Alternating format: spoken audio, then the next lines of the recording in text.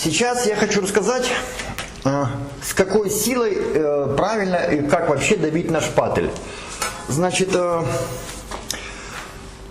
вот когда мы нанесли раз, нанесли два, там три, неважно сколько раз, и начинаем снимать, то нам, чтобы снять полноценно, нужно где-то 2, 3, там, 4 раза.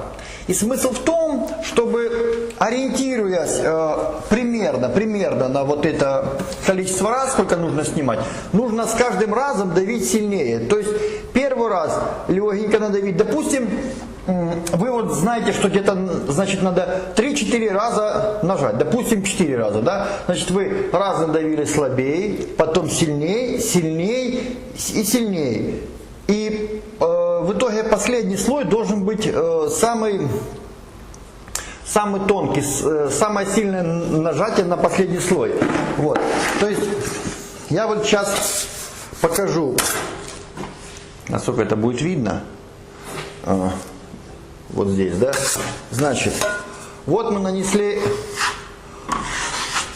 слой. Вот, мы его нанесли, да?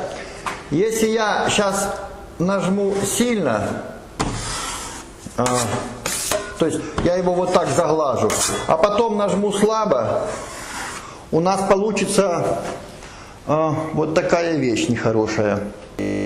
Вот, то есть видно, да? Вот, то есть это, ну, вот такие как бы полосы, которые где-то шпатель коснулся поверхности, где-то не коснулся. И получается вот такие полосы. То есть, чтобы этого не было, нужно раз вот наносим потолще, вот мы, ну, так потолще, вот обычно вот нанесли, да, там 3 раза, вот. И теперь снимаем первый раз, второй раз сильнее, потом еще сильнее, потом еще сильнее. Вот. И только при вот таком раскладе, вот, у нас получается, ну, тут на камеру, наверное, не видно, вот, у нас получается идеальная поверхность. Вот. Каждый последующий раз нужно наносить, не наносить, а снимать с большей и большей силой. То есть, например, вам нужно слой, например, 0,2 миллиметра, да? То есть вы нанесли слой 1 миллиметр. Вот, нанесли там раз, нанесли 2, 3, 1 миллиметр. Вот, значит, прижали.